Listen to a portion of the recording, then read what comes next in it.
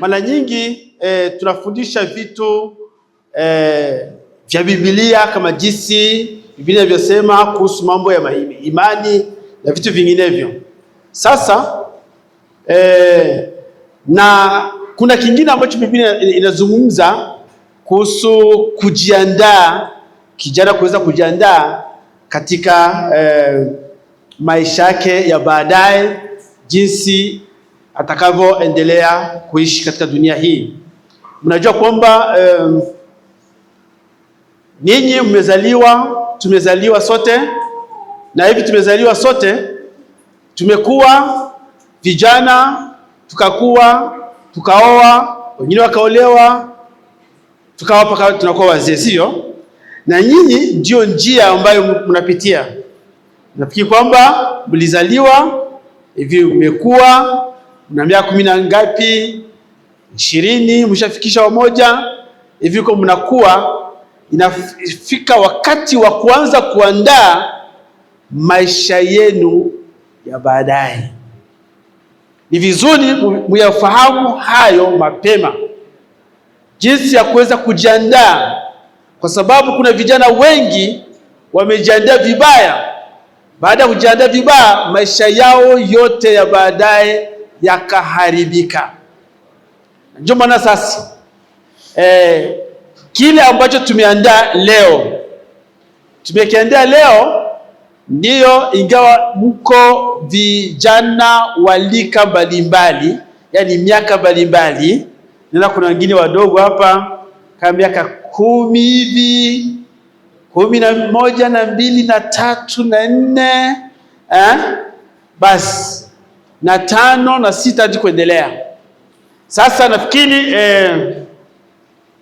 kiongozi wa vijana malaika tutakuwa tunafanya semina ambayo inalingana na miaka, sio? Inalingana na miaka. Unaona, hivi siku tutakaporudi tutakuwa tunatangaza, yani kutakuwa semina ya vijana wa miaka hii na hii, sio? Na hivi sasa siku tutakaporudi tena, nafikiri tutaanzia kwa miaka 16 hadi kuendelea kijana. Na hapa tunaona kwamba kuna wengine ambao wako chini ya 16. Nikisema kwamba wale ambao wako chini ya 16 wana mafundisho yao na wao vile vile ya kuweza kuwasaidia jinsi wanaweza kuingia katika miaka hii ya vijana wakubwa. Ila kwa siku ya leo hamna shida, na tutasikia mafundisho sote ili na wao wasikie mafundisho yaweze kuwasaidia. Basi ni hivyo ndivyo mambo yalivyo. Sasa kwa hiyo na tunajua kwamba kuna wamoja ambao walileta daftari na karamu, basi, na kuna wengine wengi hawakuleta. Sasa inafaa mwe mnajizoeza kuweza kuandika. Sasa tunataka tujifunze kitu kimoja. Nasema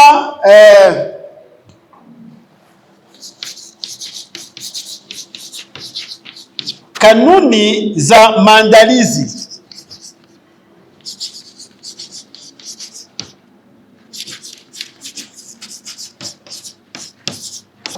Za maandalizi kabla ya kuingia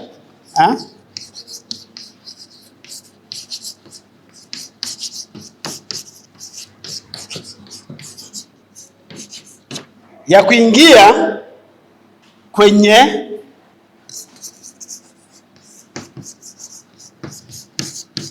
kwenye ndoa.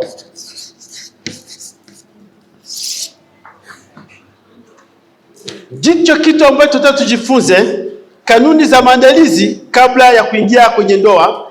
Nikisema kwamba tunajua kwamba na hawa ambao wiko na miaka kidogo hawa wako wanakuwa mwisho wataingia katika wapi? Wataingia katika ndoa. Sasa kwa hiyo wakati hawa watoto wako wanakuwa mwisho wataingia katika ndoa, na ninyi ambao mlishainukia kama miaka 15 na 6 na 7 na 8 kuendelea, nikisema kwamba na ninyi kule mnakoelekea mnaelekea sehemu ambapo mwisho mtaingia katika ndoa. Ndoa, mnaelewa maana ya ndoa? Maana ndoa make mtu kijana mvulana anakuwa anafika miaka 10 na ngapi? 18 tuseme, sio? 18 mwisho anafanya nini? Atachumbiwa, sio? Kama atachumbia au atachumbiwa, akishakuwa na mawazo ya kutaka nini? Kuoa. Sawa? Na hivi sasa akishakuwa na mawazo ya kutaka kuoa au kuolewa, ni vizuri ajue kwamba kuna maandalizi anapaswa kujiandaa. Anapaswa kujiandaa vizuri. Wengi ambao mko hapa vijana, wengi vijana wanaingia katika ndoa bila kujiandaa, na ndoa zao nyingi zinapata shida na haziendelei vizuri, na mwishowe wanajuta. Kama ni msichana unasikia, kama ningelijua singelikubali kufanya nini? Kuolewa. Kama ni mvulana anasema, kama ningelijua singefanya nini? Singekubali kuoa. Na japo ndoa ni kitu ambacho Mungu aliweka kizuri sana. Ni Mungu ndiye alianzisha ndoa kati ya Adamu na Hawa, sivyo? Alianzisha ndoa pale, na hivyo alianzisha ndoa akaibariki. Sasa kwamba Mungu alianzisha kitu kizuri, kitu cha furaha, kitu cha watu kuishi pamoja, afu wanakuwa na familia, wanazaa watoto, wanalea watoto, na watu wanaongezeka duniani na kanisa linakuwa. Sasa unakuta pahali pa kuleta furaha na amani ndani ya wanandoa inakuwa mwiba kabisa, kila mmoja anajuta. Ni kwa sababu gani? Ni kwa sababu kulikosekana kitu ambacho kinaitwa maandalizi. Kumekosa kitu kinaitwa maandalizi. Unaenda kuoa na unaenda kuoana na mtu ambaye hutaki, hakuna penda. Unataka kuolewa na mtu mwenyewe hakuna taka, sivyo? Unakuta sasa inakuwa ni matatizo. Sasa ni vizuri tuanze kuonyesha na kuwafundisha kwa machache jinsi ya kujiandaa. Kuna wengine ambao unakuta ni wasichana au wavulana wanaingia ndani ya mambo hayo, wanakuja kuoana bado wangali watoto wadogo, hawajaanza kuwa na akili ya kuweza kuishi na kuweza kujenga ndoa hiyo. Sasa kujiandaa ni kitu kizuri sana ambacho kinahitajika katika maisha ya kijana. Ujiandae, usiingie ndani ya kitu hicho bila kujiandaa. Bwana Yesu asifiwe. Bwana Yesu asifiwe. Na inajua kwamba hata ninyi ambao mnaona kwamba bado mgali wasichana wadogo, wavulana wadogo, tayari kuna wamoja ambao wameshaanza mambo ya kutafuta marafiki na mambo ya kuweza kuandikiana, unajua na mwingine na mie pia, sivyo? Ndipo mnaanza kuanza kutumia na message kwamba nakupenda, kama sikoni silali usingizi na mambo kama hivyo, sivyo? Mlishaanza hapo, mlishaanza basi. Sasa hiyo ni mambo ambayo inaweza kuwaelekeza kwenda kufanya nini? Kuingia katika ndoa. Mnataka kuingia katika ndoa kwa njia isiyokuwa halali, kwa njia isiyokuwa nzuri, bila kujiandaa, na utapata shida. Sasa ndio maana sasa kanisa linaona kwamba ni vyema kuanza kuwasaidia jinsi ya kujiandaa. Ingawa bado kama mwanafunzi hamna shida. Mimi bado sijakuwa na mawazo ya kwenda kuolewa ama ya kwenda kuoa. Ndio hamna shida. Ila jua jinsi utakavyoweza kujiandaa. Yaani kwitegura hakiri kare. Ukavyitegurira. Hapana kuvyinjiramo utaritegura. Benshi babijamo bataritegura, sivyo? Sasa unakuta inapata shida.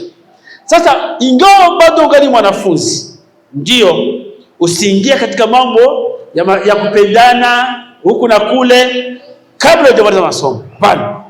Soma kwanza. Maliza masomo, afu baadaye ukitaka kuanza kuingia katika mambo haya, jua jinsi ya kujiandaa mapema, uanze maandalizi. Na ndivyo Yesu alivyosema. Tunaposoma Luka 14, Luka sura ya 14, tunaona Luka sura 14 mstari wa 28 hadi 30, mstari wa 28 hadi 30. Unaona kuna maneno ambayo yuko hapo ambayo tutasoma juu ya kujiandaa.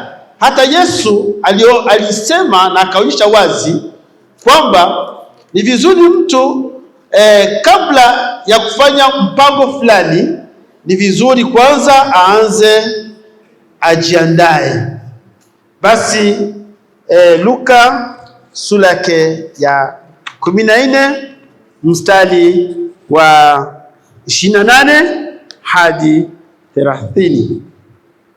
Nasema hivi, wale ambao kuna Biblia ya Kirundi ama yote tufuatane. Mnanifuata vizuri? Okay, nasema hivi 28. Maana ni nani katika ninyi kama akitaka kujenga mnara, asiyeketi kwanza na kuhesabu gharama kwamba anavyo vya kumalizia, asije akashindwa kumalizia baada ya kupiga msingi. Watu wote wanao wakaanza kumdhihaki wakisema, mtu huyu alianza kujenga akawa hana nguvu za kumaliza. Nikisema kwamba mtu akitaka kujenga nyumba yake, kwanza anaanza kujiandaa, sivyo? Anapiga hesabu zake, anatafuta pesa, anapiga hesabu zake, anaona kwamba nyumba ya kiasi hiki ninaweza kuijenga, ninaweza kuimaliza. Unaona kuna watu ambao wanazidiana uwezo. Kuna mtu ambaye anaweza kujenga nyumba kubwa kama kanisa hili lote, make yenye vyumba vingi sana, sebule 2 nini kila kitu. Basi anaipanga, anafanya plani yake akijua kwamba ataweza kuijenga, anaviandaa mapema kabla ya kujua kama ataweza kuijenga. Na kuna mwingine hawezi kujenga kama hiyo, anaweza kujenga ndogo, na kwenyewe ni kuangalia vizuri kama anaweza kuijenga. Kuna mwingine ambaye akipata pesa ndogo ananunua matofali kwanza, na ananunua mchanga, ananunua gravier, tuseme hivi, ananunua na kila kitu, anaweka pale, anaanza kujiandaa kujenga hadi atakapoona kwamba anaweza kujenga. Kwa sababu mtu ambaye amejenga hivyo bila kujiandaa na kuona kwamba atamaliza, anaweza kajenga nyumba inamshinda. Sio kama mshaona watu ambao nyumba imemshinda, maana ameijenga, ameweka msingi, inaishia pale, hajengi tena, ama anajenga yakishaweka kuta zake pale matofali, ikifika pale inamshinda. Maana watu watasema wewe umejenga nyumba bila kujipanga, sasa unaona mimi nakushinda, sasa au kujipanga vizuri, basi unakuwa watu wanaanza kumcheka. Na ndio sababu sasa katika mambo ya ndoa, wewe kijana ambao uko hapa tayari ushakuwa na mawazo ya kwenda kuoa, baada hujakuwa na pesa, huna nyumba, huna chochote. Na wewe msichana tayari ambao umeshakuwa na mawazo ya kwenda kuolewa, ingawa bado ungali shuleni, kuna mara unajifikiri, je, mimi hivi taolewaka mimi? Na mimi hivi nikimaliza shule na mimi tapenda nipate mchumba kunichumbia ili niende niolewe naye. Tayari sasa ninyi kabla kuingia katika mambo hayo, anza kujiandaa, anza maandalizi mapema, ili yasije yakakushinda. Ndoa isije yakakushinda. Ikikushinda watu watafanya nini? Watakucheka. Ulienda unakimbia unafikiri ni mchezo, unashindwa, unarudi kwenu. Mwingine kama ni garçon, wewe ulikimbilia kuoa unafikiri ni mchezo, unashindwa kulea mke na watoto, si mimi nakushinda. Basi unakuta waliingia ndani ya mambo hayo bila kufanya nini? Bila kujiandaa. Okay. Ili watu wasiseme hivi, wakiseme mtu huyu alianza kujenga ndoa akawa hana nguvu za kumalizia ama za kuendelea, ili usijukachekwa hila namna hiyo. Tena mjue hivi, vitu ambavyo mko mnafanya unafikiri mchezo, unaweza kujidumbukiza ndani ya ndoa bila maandalizi, bila kujua, bila siku bado.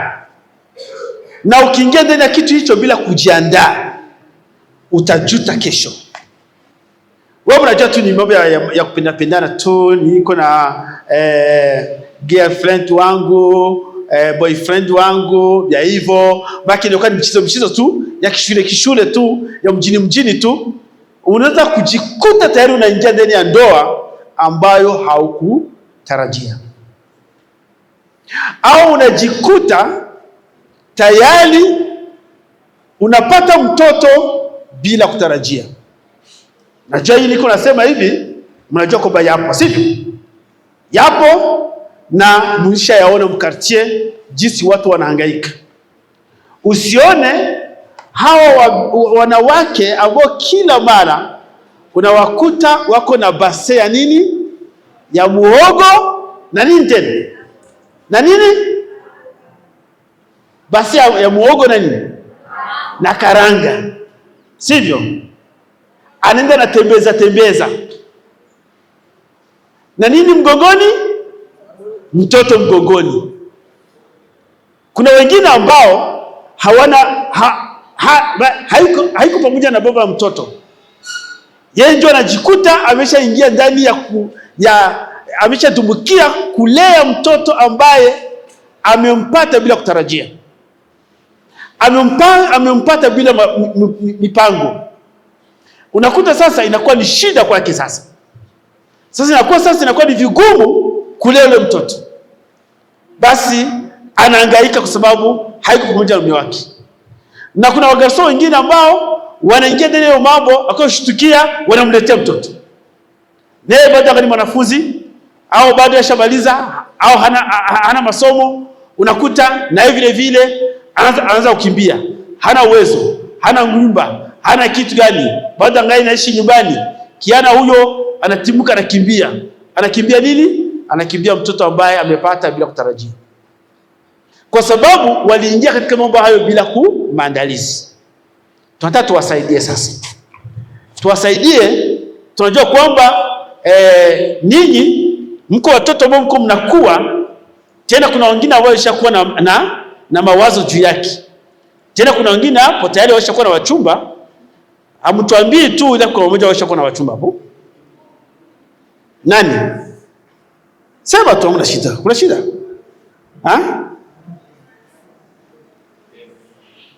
Wa garson hawajakuwa na mchumba? Weka mkono juu. Bado? Ingawa mnakataa kusema, usifikiri kwamba mnatembelea hewani. Si mnatembeleaga hapa. Hatuwaoni. Hatuwaoni. Mipika wenyewe mimi naonaka kidogo, nishampiga tu jicho na kwepa. Nampiga simbona, hawanioni. Wao wanafikiri kwamba mimi sikuwaona. Hapo mmoja na wajua hapo mmoja.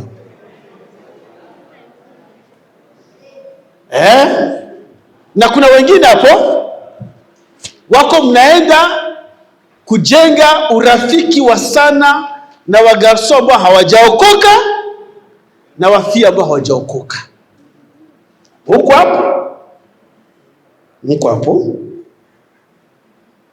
Mko hapo. Sasa tunataka tuwasaidie ili muweze kujiandaa mapema. Mjue la kufanya.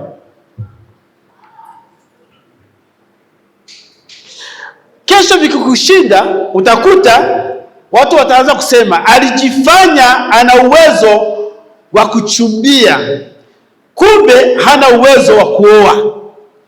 Sipaka huko hivi. Mchumba wangu, mchumba mnayo ujunga.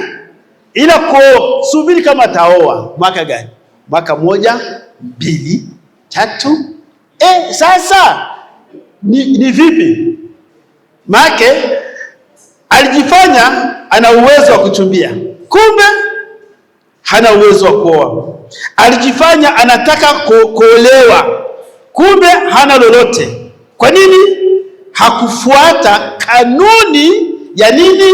Kanuni ya maandalizi.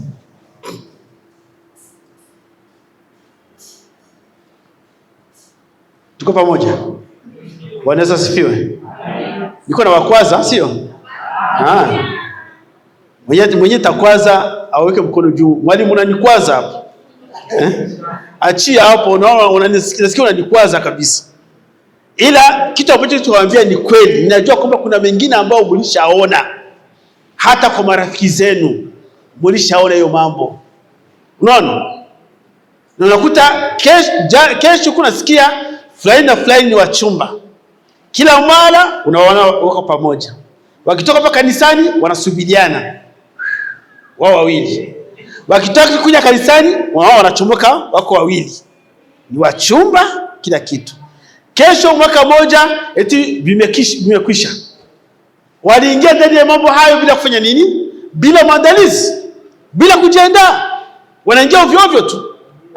Sasa kwa hivyo ni vitu vibaya sana ambavyo haviwezi kuwasaidia chochote.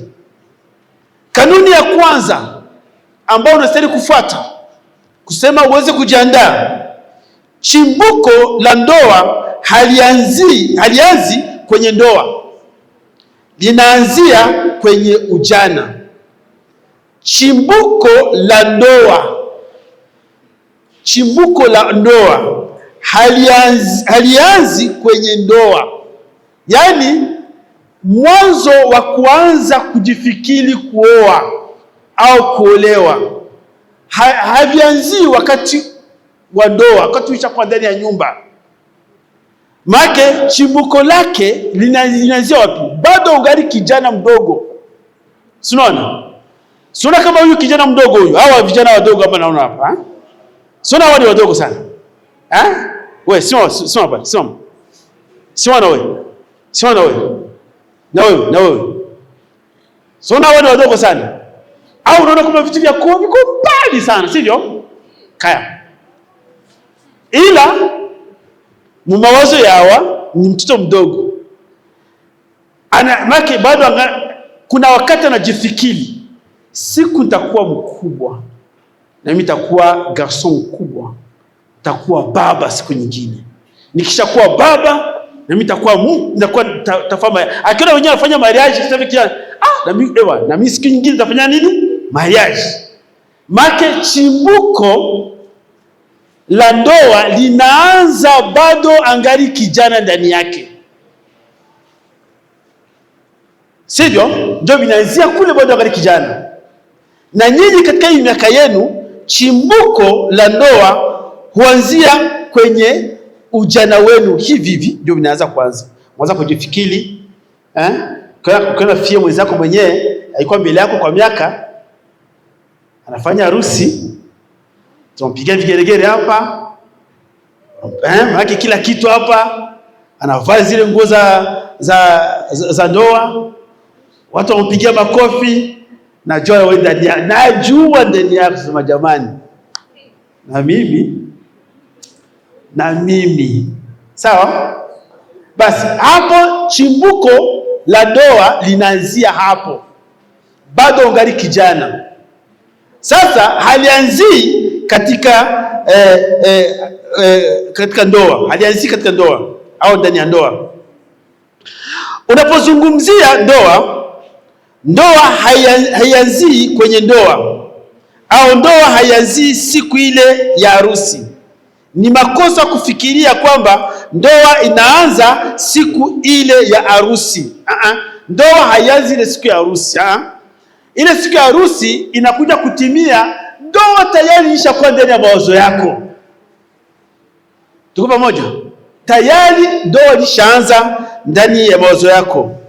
Nikisema kwamba ndoa inaanza kwenye ujana, ndio ndoa inaanzia pale. Waanza kujipanga kwenye nini? Kwenye ujana. Unajipanga vizuri.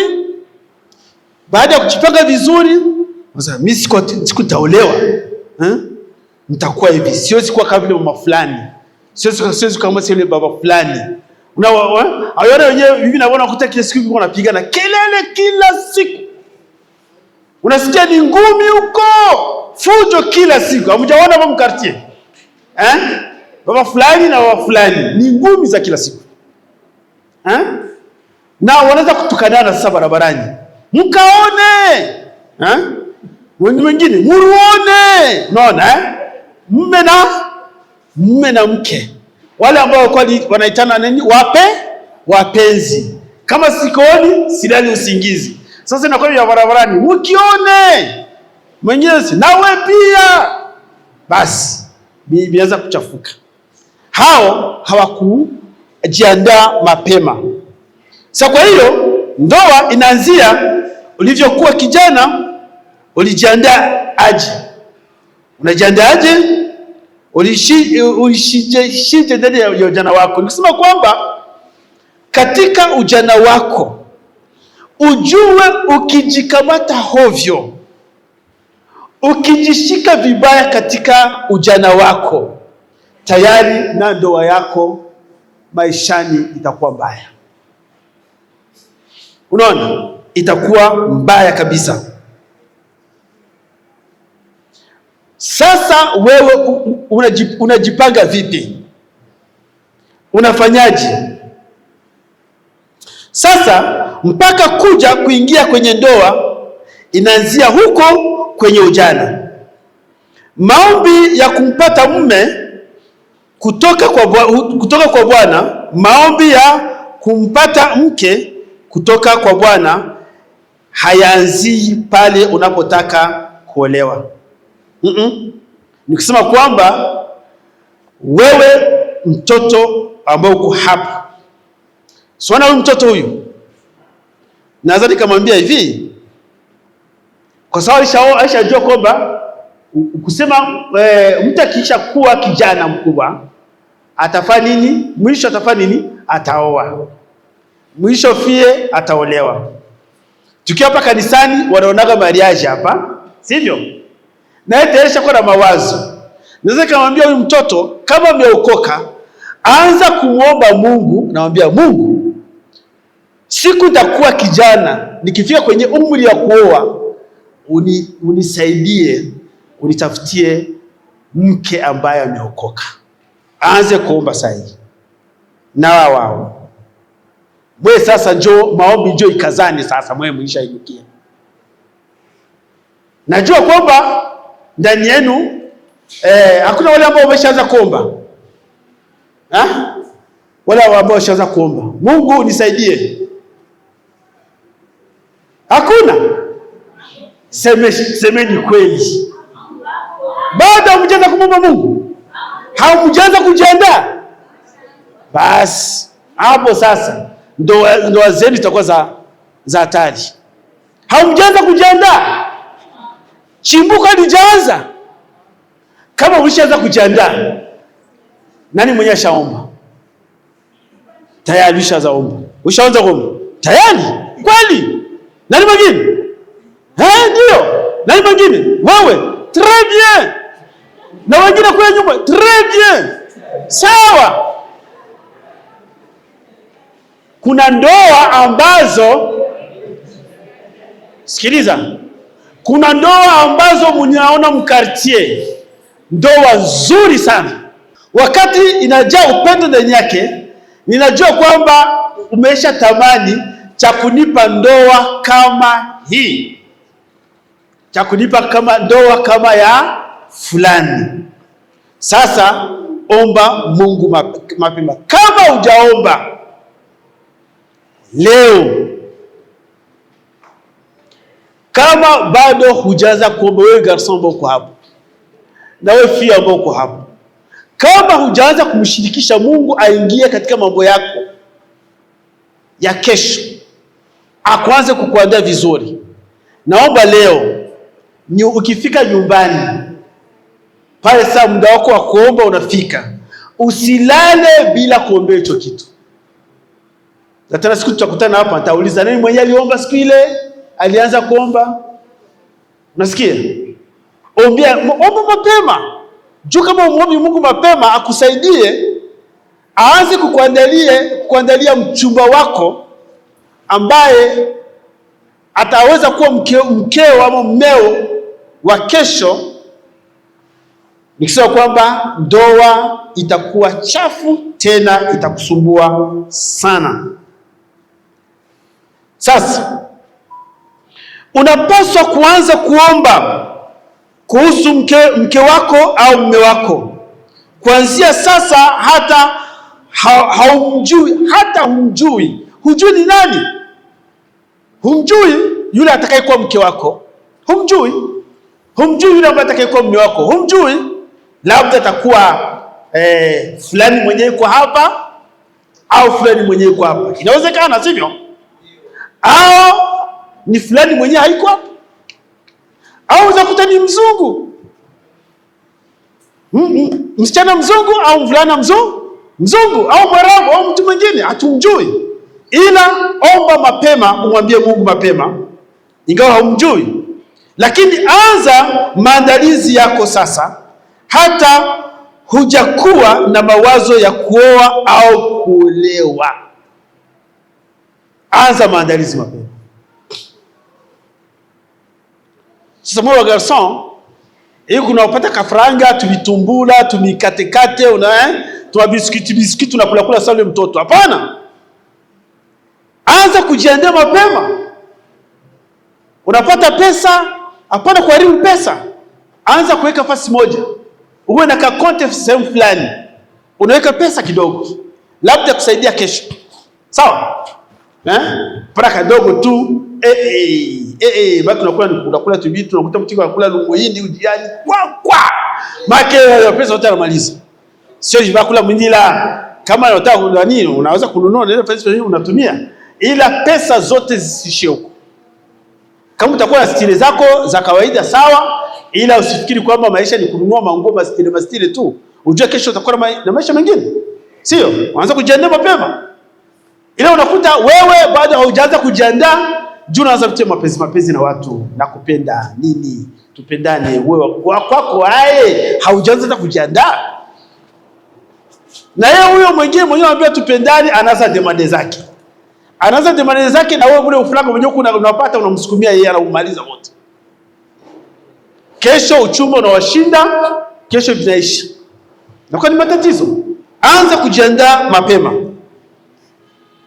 Hutakiwi kumpata humladi mwanamke, hutakiwi kumpata humladi mwanamume, kwa sababu wanaume ni wengi lakini mume ni umoja. Wanawake ni wengi lakini mke ni umoja. Sasa yuko wapi huo wa kwako? Nikisema kwamba wagarso ni wengi ila hautaolewa na wote, utaolewa na mmoja. Wafie ni wengi sana, ila utaoa wote, utaoa mmoja. Sasa kati ya hao wakoko yuko wapi? Humjui. Hawa garson labda wakoko yuko msio, ushaanza kumwaza ama kunaomba Mungu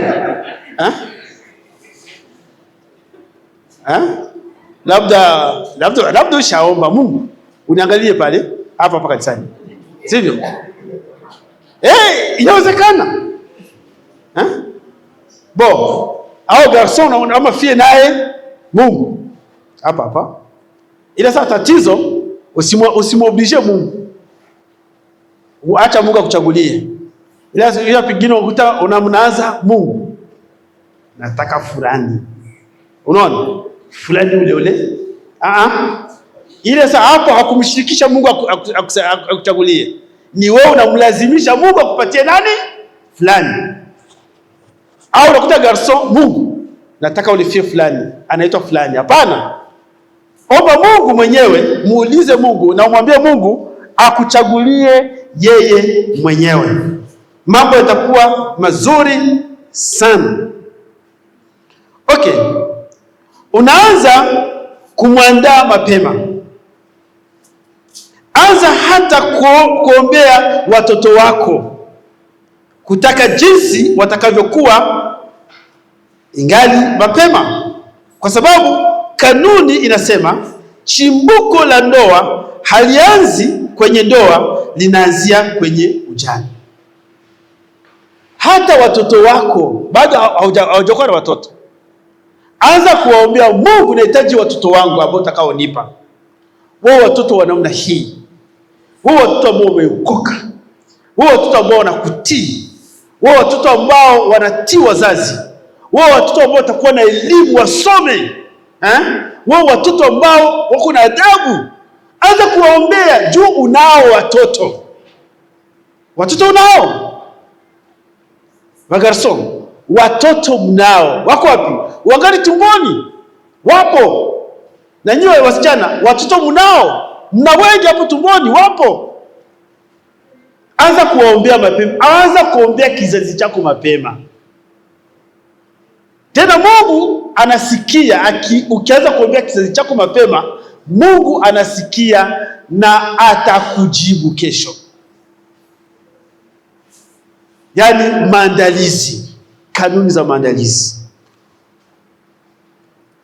Kanuni ya pili, ukikaa vizuri kwenye ujana, sikiliza.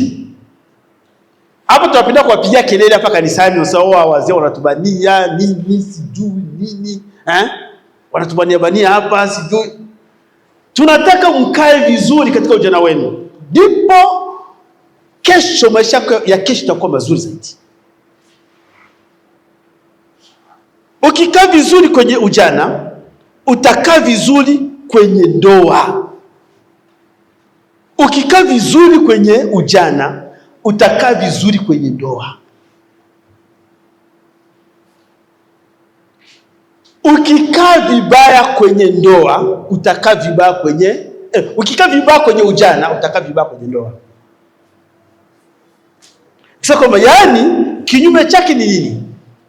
Ukikaa vibaya kwenye ujana, utakaa vibaya kwenye ndoa. Kila mara tunawaambia ninyi wasichana wavulana, tuko tunawapigia kelele, kaa hivi katika Bwana, katika Kristo, kaa hivi. Tuko tunakuandaa, tunataka ukae vizuri katika ndoa yako. Kama ukikaa vibaya kwenye ujana wako, unakuwa karusha vumbi kila mara, au kama tiki kidogo, mzazi anakuona uko hapa kidogo, hakuoni tena, kumbe umesha kwenda nyuma ya nyumba huko. Sijui kiko ka kijana kama kiko kana kuvuruga huko kidogo, kana kusinya kidogo, na kakata kidogo. Ukikaa vibaya kwenye ujana, ujue utakaa vibaya kwenye ndoa yako. Kesho usianze kulia, mchungaji, unaona nini? Si tulikuwa tunaambia watu usikie. Tukwambia fanya hivi, jishike hivi, kaa namna hivi, vaa hivi, kama waanze kuandaa heshima ya umama, heshima ya ubaba mapema. Uanze kuiandaa, uanze kuishi ndani ya hiyo heshima ya kuwa mama bora, ya heshima ya kuwa baba bora. Tunaanza kuandaa bado mngali watoto, mnaanza kupiga, mnatusumbua, nini, itatoka hapa, nenda, si kesho wewe utapata shida. Tunawaandaa ili muanze kuingia katika mambo hayo mkiwa tayari mko sawa. Jua kwamba ukitaka kujishika vibaya, kuna wengine ambao hawako sawa, tuseme mko watakatifu sana hapa mnakaa mbele yangu hapa, wa malaika kabisa. Kiona hivi unafikiri mnaelewa, mna tulivu, tutoke tu hapa, mnakuwa wengine. Sawa? Simamisha hiyo mambo ambayo uko ndani yake hivi sasa. Simamisha. Rudisha mawazo nyuma. Anza kujipanga vizuri. Ili uanze kujipanga vizuri. Afu uanze safari ya kuendelea umeshajipanga vizuri. Kama sivyo, sawa? Basi kama kuna mahali pa kutengeneza vizuri, yani kuweka sakafu vizuri, ndo hapo mlipo nyie vijana. Maki hapo ndio unaweza, msingi wa kujiandaa unaanzia hapo. Ukiharibishia hapo, basi ndio hivyo tunawaambia. Hata kama nyumbani kwenu una kila kitu, hamna shida, ni vizuri, unapata chochote, usifikiri kwamba unapokwenda itakuwa hivyo hivyo. Anza kujiandaa mapema jinsi ulivyo, yaani uanze kuweka fondation bado ungali hii miaka hii. Sasa mimi siwezi kuwa kama yule fie. Mimi nataka niwe hivi ili nijiandae mapema, nianze maandalizi mapema. Na ndipo wakati kunajiandaa na utulivu, ndipo pale wagaso wako wanakutazama, wafie wako wanakutazama. Sema kweli, tabia za ule fie ndizo tabia ambazo zinataka mke wangu awe nazo.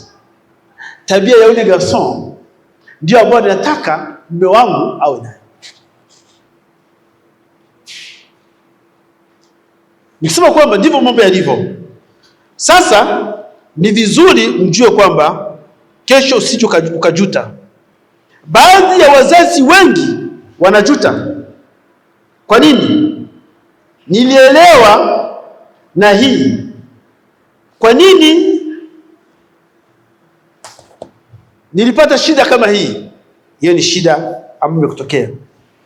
Majuto, wengi wanajuta. Hakuna kitu kibaya kama kujuta. Kama ningelijua, hakuna cha kugeuza tena. Kuna wadada wengine ambao tunaongea nao, walienda kuolewa, afu unasikia nakwambia, kama ningelijua kwamba ni hivi, singeenda kuolewa. Nakuta wagarso wengine waona wengine, kama ningelijua kwamba ni hivi, singeweza kuoa, ningekaa peke yangu hivi. Kwa sababu kuoa ni matatizo, ni mzigo. Wengine kuolewa ni matatizo, na japo ni kitu kizuri ambacho Mungu aliweka. Kwa nini wanajuta? Wanajuta kwa sababu hawakukaa vizuri wakati wa ujana. Hawakukaa vizuri, ndio maana wako kujuta. Kwa nini? Haukamatiki ungai kijana. Mama anakupigia kelele, hutaki kumsikia. Kaka zako na kupigia kelele hutaki kusikia. Unakuwa karusha vumbi tu. Hapa kanisani tukipiga kelele, wachungaji nao, wazee nao unafikiri sisi tulizaliwa tuko wazee. Nafikiri niko kuzalikiwa tu, mamangu ananiza na maivi, niko napata hivi. Nilizaliwa kama jinsi nilivyozaliwa. Kule miaka uliopitia nilipitia. Hiyo miaka ambayo unayo nilipitia mimi. Ninajua matatizo ya miaka. Sawa? Na hivi miaka yote inajua jinsi inasumbuana. Unaona? Wanakwambia utaki kusikia. Kesho utajuta kwa sababu umejishika vibaya. Acha huo uguruguru ambao umeshaanza.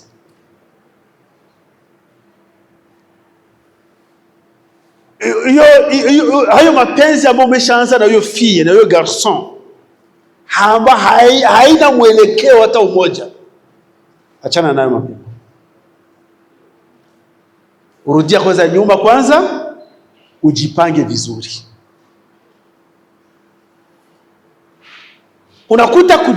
Unakuja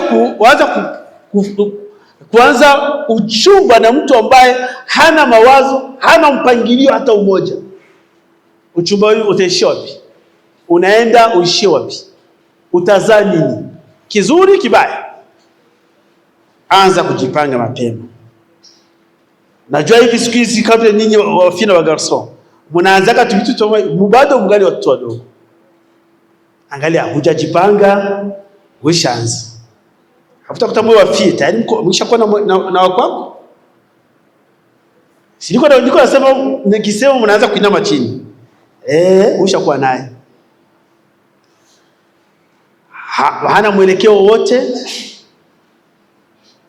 Labda unakuza kukuta ndio hapa kanisani au kanisa lingine, au unakuta ni mpagani kabisa. Na unajua kwamba ni mpagani kabisa, unajua vizuri. Ila unaendelea naye. Ujue kuna jikokotea bote peke yako. Pamoja na nyinyi wa garçon, unakataa kufuata waungu ndani, unajua watavijua, unataka kufuata kipagani cha huko ambacho hatujui. Eti njoo kuna ficha sasa huko. Ila ujue hakuna siri duniani. Si mwisho navumbulikiana katu. Si tunayajua katu mwisho. Ila tunayajua vibaya na wewe tayari umeshaingia katika shida. Okay. Ndivyo mambo yalivyo.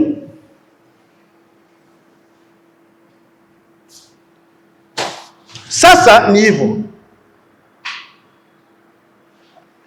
Kanuni ya 3. Ukijiandaa vizuri kwenye ujana, utapunguza makosa mengi sana ya kwenye ndoa. Ukijiandaa vizuri kwenye ujana, utapunguza makosa mengi ya kwenye ndoa. Makosa yatakuwa madogo kama ulijiandaa vizuri. Itakuwa ni ile makosa tu ya kawaida tu. Kwa sababu umejiandaa vizuri, makosa yatakuwa madogo. Sasa leo hii kuna makosa mengi ndani ya ndoa. Ni mafurushi ambayo wanandoa walitoka nayo kwenye ujana wao, wakaja wakaingia nayo kwenye ndoa. Kisa kwamba ni makosa ambavyo walikuwa navyo tangu wako vijana, vimafurushi vya makosa. Wanaingia navyo wapi? Ndani ya ndoa.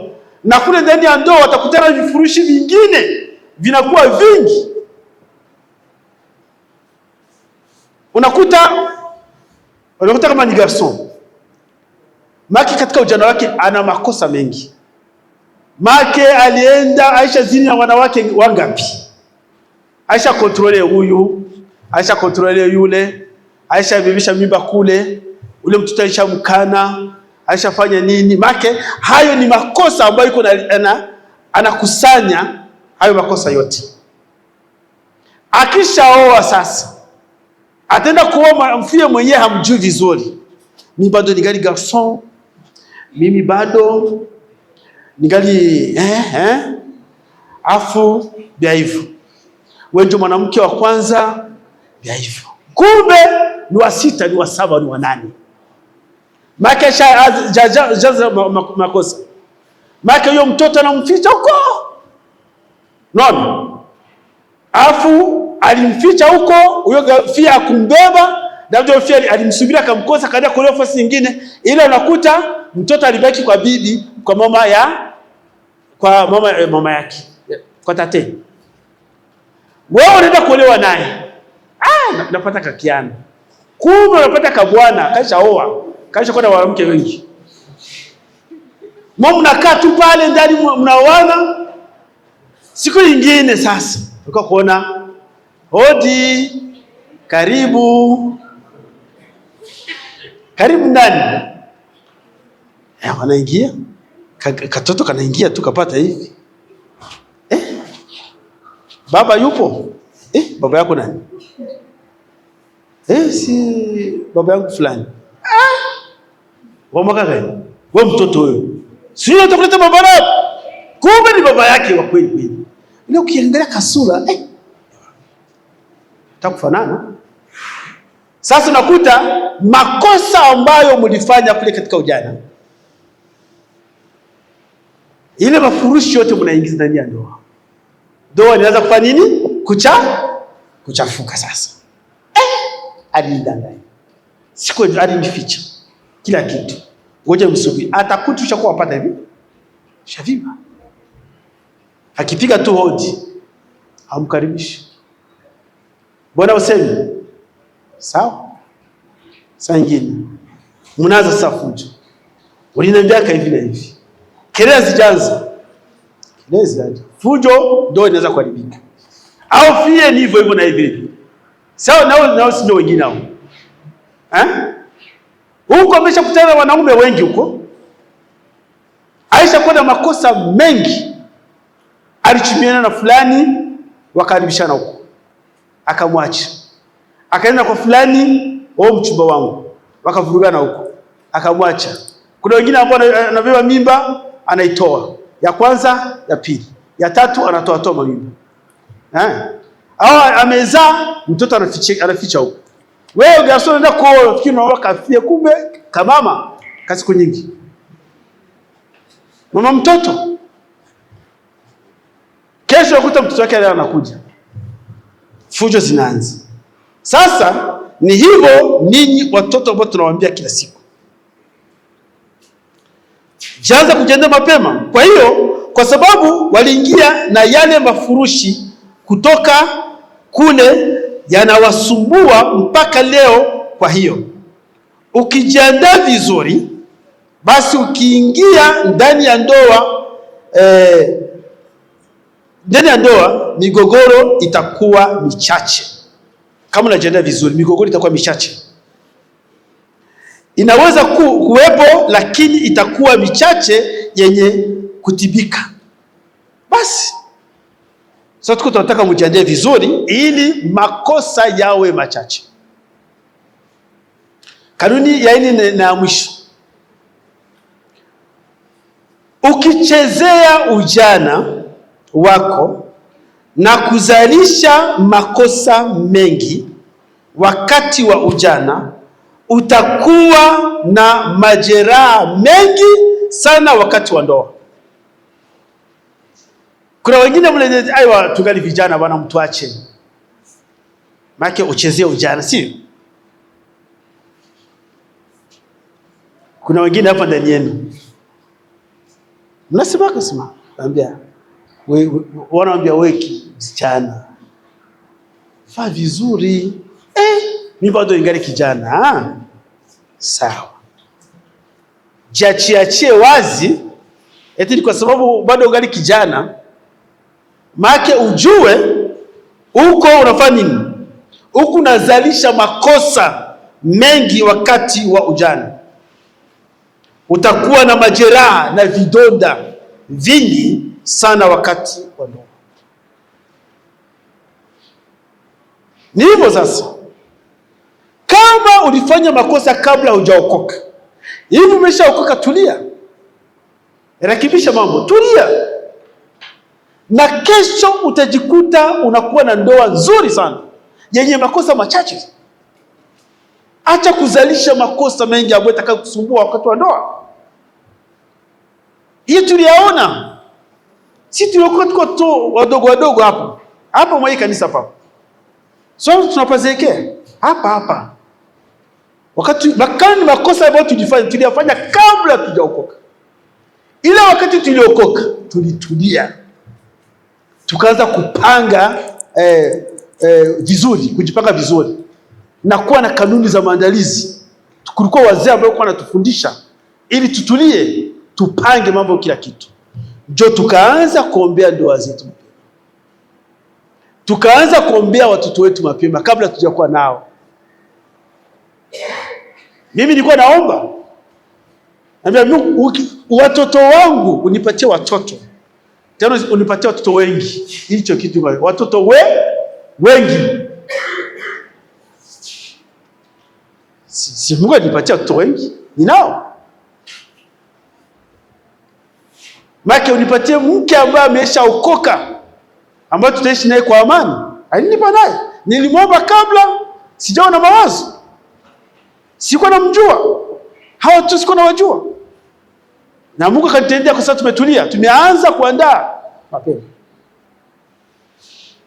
Muda ulitimia tukafanya nini? Tukaoa. Harusi yangu ilifanyika hapa mwa kanisa, hapa. Mkao bado mjazaliwa. Mkitaka kuona mariage yangu nibaki mapicha. Sasa mwisho mpaka hivi leo ndoa yangu iko sawa. Ikiwa ni mke ninaye. Ikiwa ni watoto ninao. Makosa madogo sana kwa sababu sikuzalisha makosa wakati ningali kijana. Wao ushamjua ule mwanaume, ushamjua mwanaume ule, ushamjua mwanaume ule, tayari yote ni makosa ambayo kunazalisha. Yatakuja kukusumbua wakati wa ndoa, utajuta. Mwenye anakuja twende, unaenda. Mwenye anakuja na kupitua. Mwenye atakupeleka penye anataka na kupeleka. Mwenye atakuzia kakitumbula, kakeki, kasosisi, unaenda naye. Unapenda kula sasa vitu sana mwenye kazini. Sawa? Okay. Utaingia kwenye ndoa umechoka tayari. Utaingia kwenye ndoa huna hamu tena. Na hii ndiyo sababu wanandoa wengi wanaingia kwenye ndoa baada ya siku 2 au 3 wanatamani kutoka ndani ya ndoa. Huko wako. Kuna wengine ambaye aliwahi kufanya harusi moja nzuri. Si zinapenda kwa samedi. Harusi zinapenda kwa samedi. Samedi mariage nzuri, vigeregere, walibariki, mchungaji alibariki, kesho asubuhi ndio inavunjika. Kila makwao. Unaona? Kesho asubuhi. Naenda kwetu. Ungini toka ndani ya nyumba yangu. Ndio ikavunjika. Unataka ndoa zaidi? Jinsi unataka. Jinsi unazotaka? Jinsi nyinyi mnataka? Sawa. Sasa nawaambia jinsi mnataka mnakaa kimya. Labda hizo ndio nzuri. Mnazitaka zaidi? Tulia sasa. Tulia, acha ubandi mwenye unaanza tu. Achana na huyo mtu. Achana naye. Mbona mnaniangalia? Achana naye. Achana naye mapema. Ili waanze kufanya nini? Kujipanga. Hamjui watu ambao wanacheza mpira? Wacheza mpira? Si mnacheza mpira mmoja? Kuna mara mnaweza mkafanya mnaatake ekipe, mnapanda mnazidi mstari wa katikati. Mnaatake mpaka mnashindwa kuingiza. Mnafanya mnaweka hapa pale. Mnaongeza kurudia nyuma kufanya nini? Kujipanga tena. Mnajipanga tena, kila mmoja nafasi yake. Alafu mnamtafuta ule, mkisha kupata ule mpira, mnaanza kupasiana, unapeleka huku, mnaenda mbele, mnashindwa. Mnarudia tena kufanya nini? Kujipanga tena. Kuna mwana mkijipanga tena, mkiavance tena, unafanya nini? Mnaingiza goli. Sasa na ninyi tayari hivi wenyewe mshaanza mweye, hamkujipanga. Hamkujipanga. Acha kwanza, acha kwanza, mwambie bwana tusimamishe. Mpe bai kwanza, mpe gesi, alimwambia bwana tutaonana Mungu akipenda. Oh, vitu gani? Nini? Uniache kwanza. Oh, unaona kumurindanganya. Sikuwa nijipanga vizuri. Alafu rudie nyuma ufanye nini? Uanze hesabu. Uanze kujipanga vizuri. Uanze nini? Kanuni za nini? Za maandalizi kabla ya nini? Ya kuingia kwenye ndoa. Tangu leo mwagi leo. Nisikie umesha mwaga. Unipigie simu mwalimu. Nimemwaga bwana. Tanambia? Bagarson, achana au kafia yako. Unaambia kama nimeanza kujipanga vizuri. Basi, tutataka tumalize sasa. Tutataka tumalize. Ukichezea ujana wako, utakuwa na makosa mengi wakati wa ndoa. Utakuwa na muda mfupi wa kufurahia ndoa yako. Muda mwingi utakuwa ni wa maumivu tu. Basi tusome mstari mmoja. Mithali 22 imigani.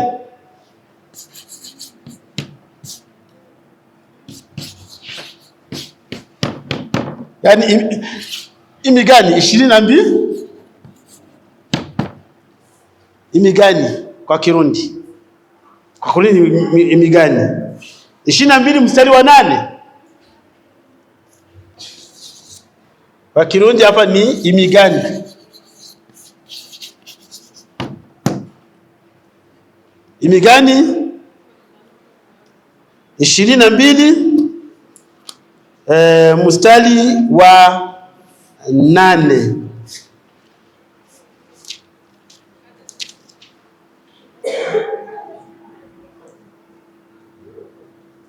Inasema hivi, yeye apandaye uovu atavuna msiba, na fimbo ya ghadhabu yake itakoma. Yeye apandaye uovu atavuna msiba. Unaona? Ukipanda uovu utavuna uovu? Hapana. Ukipanda uovu hutavuna uovu? Hapana. Ukipanda uovu utavuna msiba, yani kifo. Kifo. Basi kawaida mavuno huwa ni mengi kuliko mbegu. Nisema kwamba mnajua kwamba mtu akienda kulima make mbegu zinakuwa chache, sivyo? Mbegu zinakuwa chache, ila anaweza kwenda kupeleka, anavuna mbegu, analima na kupanda mbegu chache, si mnajua? Afu atavuna zile atavuna zile, atavuna mbegu nyingi. Unakuta mtu amepanda kilo moja ya mahindi, anavuna kilo 10 za mahindi, sio? Sasa ukifanya maovu, ukipanda maovu, usifikiri kwamba utapanda yale maovu. Utavuna maovu mengi ambayo yatakuletea msiba. Sasa hicho kitu ambacho kunachezesha tunafikiri kidogo, kitakuletea msiba kesho, kitakuletea kifo kesho, kitakuletea mateso kesho, mateso tena mengi. Sasa Mungu alikuumba, anajua kwamba wewe ninamuumba fie fulani, tena huyu fie akikuwa vizuri, akijiandaa vizuri katika ujana wake, atakuwa na maisha mazuri ya namna hii na hii. Kila fille Mungu alimwandalia mume wake, kila garçon Mungu alimwandalia fille wake, mke wake. Kila mmoja ana mume hapo mwenye ajui, na kila garçon naye iko na mke bado hajamjua. Kusema umjue, jiandae vizuri, tulia mpaka siku atakapopatikana. Kama hajapatikana, tulia mpaka siku atakapopatikana. Ukimtafuta vibaya, kama ukujiandaa, utajuta mpaka utajifikiri afadhali ningebaki wapi? Nyumbani.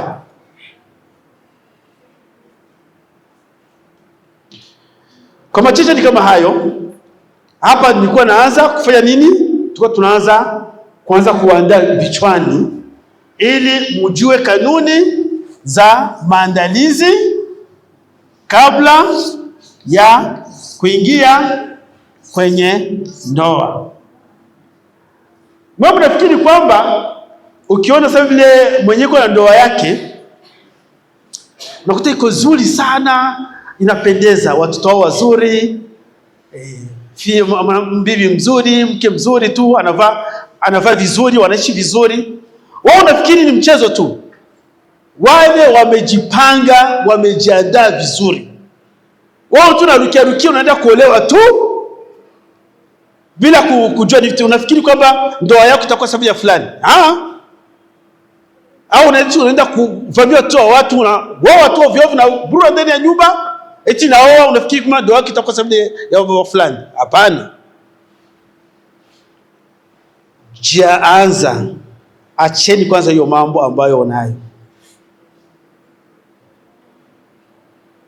Hii miaka ambayo mnayo ndio miaka yenu ya kuharibika. Wengi wanaharibikia mwa hiyo miaka hiyo. Simamisha hayo yote ambayo unayo. Anza, rudisha akili nyuma, uanze kufanya nini? Kujipanga. Kama muda hujatimia, acha kujiingiza mtu wenyewe utaweza.